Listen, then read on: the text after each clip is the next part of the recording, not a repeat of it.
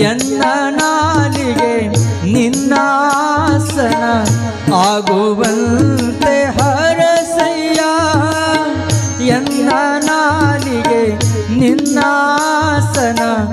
ಆಗುವಂತೆ ಹರಸಯ್ಯ ಇನ್ನು ಮಾಡುವ ಕಾರ್ಯಗಳಿಗೆ ಇನ್ನು ಮಾಡುವ ಕಾರ್ಯಗಳಿಗೆ ಶುಭದ ಹಸ್ತವ ನೀಡಯ್ಯ ಮುನ್ನ ಮಾಡಿದ ಪಾಪಗಳಿಗೆ ಕ್ಷಮೆಯ ಕೃಪೆಯ ತೋರಯ್ಯ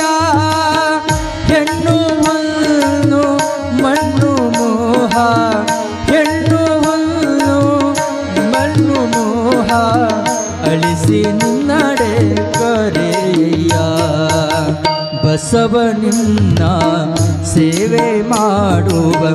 ಬಸವನಿನ್ನ ಸೇವೆ ಮಾಡುವ ಮನವಯನಗೆ ನೀಡಯ್ಯ ಮನವಯನಗೆ ನೀಡಯ್ಯ